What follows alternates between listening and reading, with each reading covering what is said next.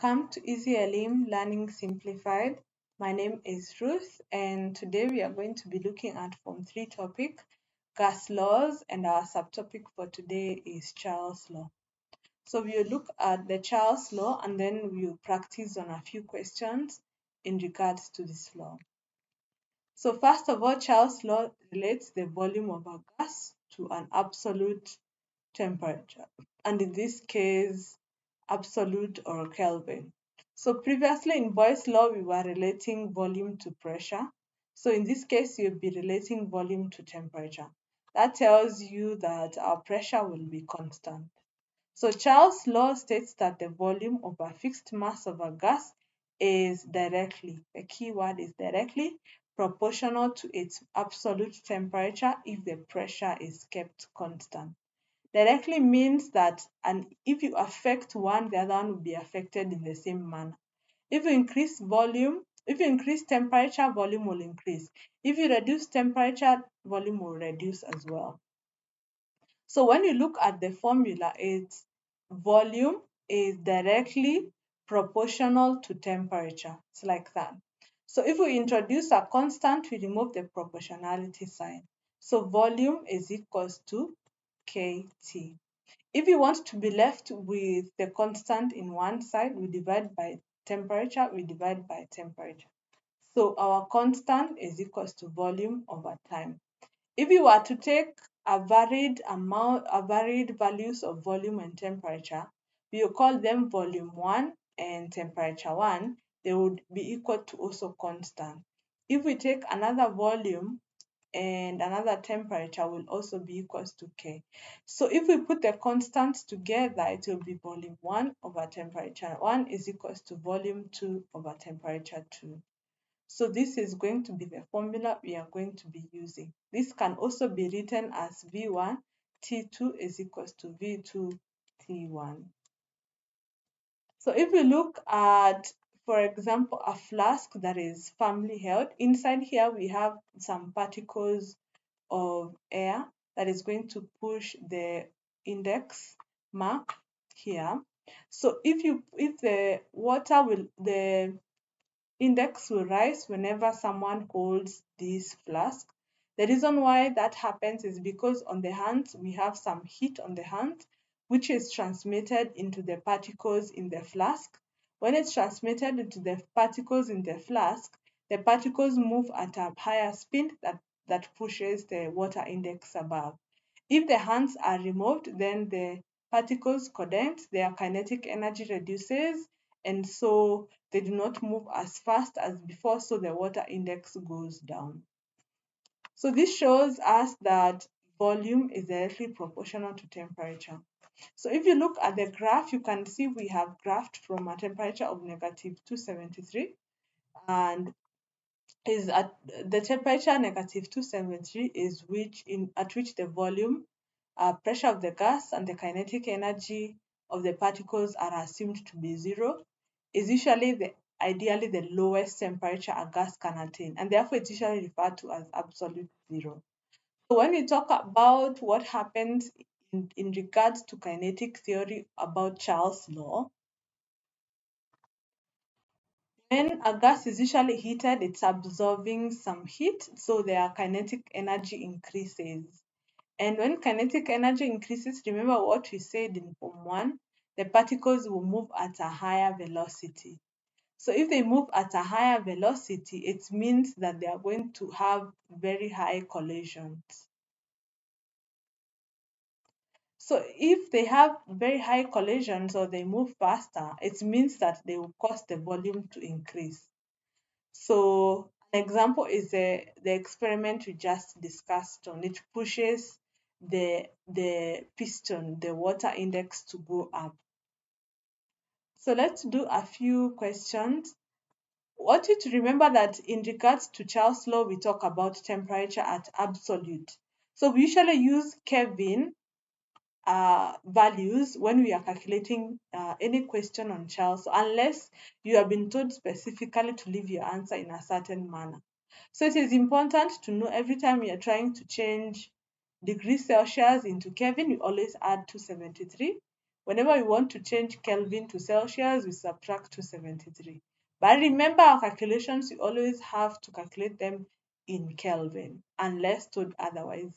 So an example is if you are told to convert negative 42 degrees Celsius into Kelvin. So we said whenever you are converting Celsius into Kelvin, you add 273. So it's going to be negative 42 plus 273, which will give us 31 Kelvin. And then if you were to change 300 Kelvin into Celsius, we said if you want to change Kelvin to Celsius, you subtract 273. So it's going to be 300 Kelvin minus 273. So this will give us 27 degrees Celsius. So let's do some calculations now, keeping that in mind.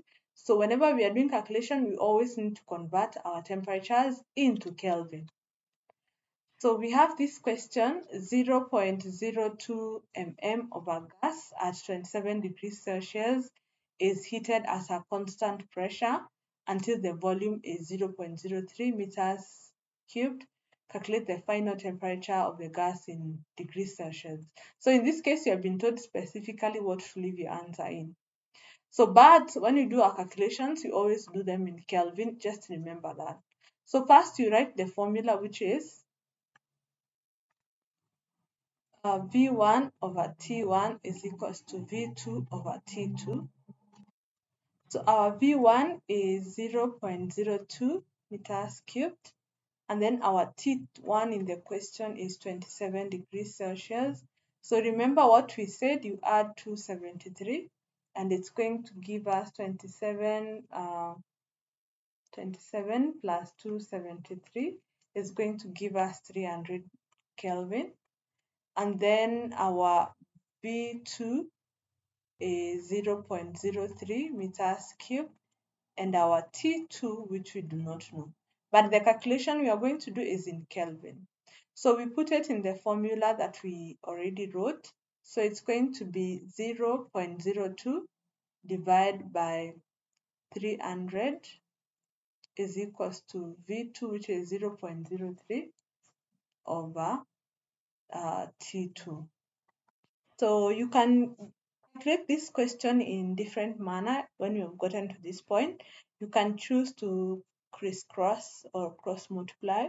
So you get T2 times 0.02 is equals to 300 times 0.03. You divide by 0.02, you divide by 0.02.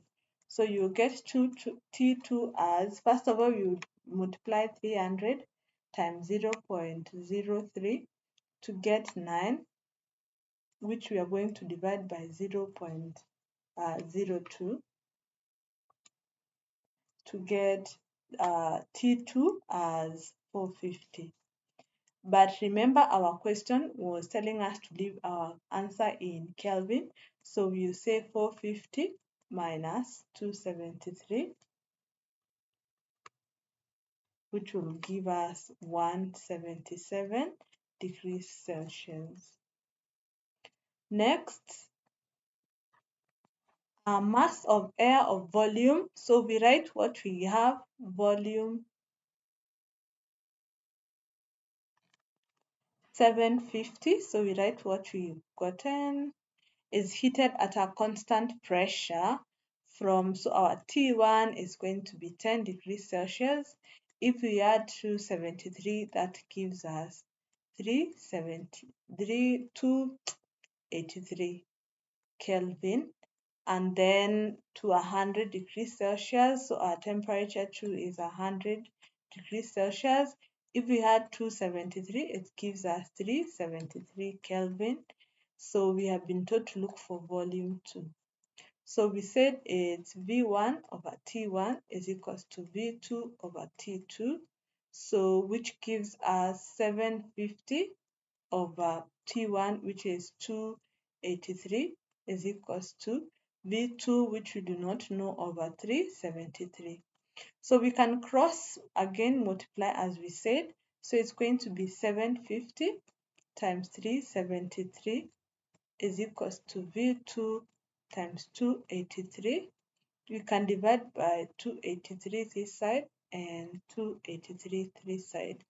So first of all, we'll do 750 times 373 to get 279,750 divided by 283, which will give us V2.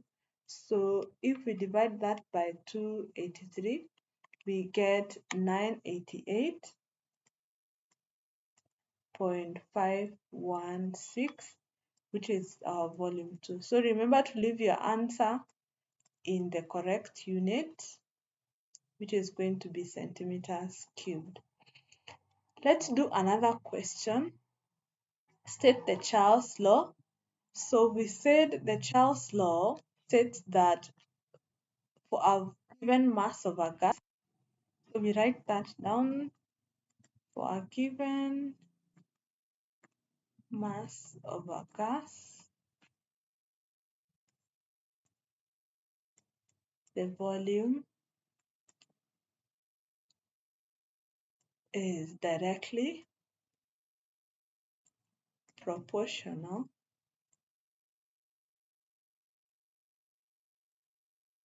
to the temperature, to the absolute temperature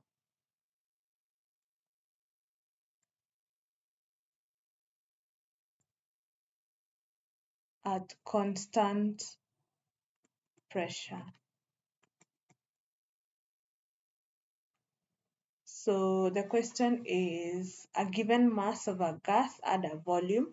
So V1 is going to be 40 centimeters cubed at 20 degrees Celsius, which is going to be 220 degrees Celsius. So we said we add 273, which gives us 293 Kelvin. It's important to always change immediately before you go ahead to do your calculation, so that it can help you not to make an error. P1 is 625 mmHg. Find the temperature. So we are looking for temperature 2. This was temperature 1, which we do not have, which volume of the gas would be 60 centimeters cubed at pressure 1, pressure 2, which is 625 mmHg. So you notice the temperature are the same, so you're not going to use it in our calculation. So the formula is V1 over T1 is equals to V2 over T2. So V1 is 40, our T1 is 293, is equals to our V2, which is 60, and our T2 is what we do not have.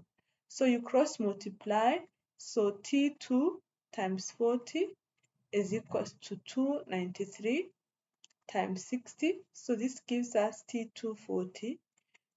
So 293 times 60, you divide by 40, you divide by 40. So first of all, we'll do the 293 times 60 to give us 17,580 divided by 40 to give us 439.5. That is going to be our T2. And remember, this is Kelvin. So if you are told to change your temperatures into degrees Celsius, you can go ahead and do so. But even if you leave your answer in this manner, you're not going to get it wrong. So this brings us to the end. So in the next lesson, we are going to be looking at Graham's law and also the combined law, and then we will have an opportunity to do some bit of more practice. So see you in the next lesson.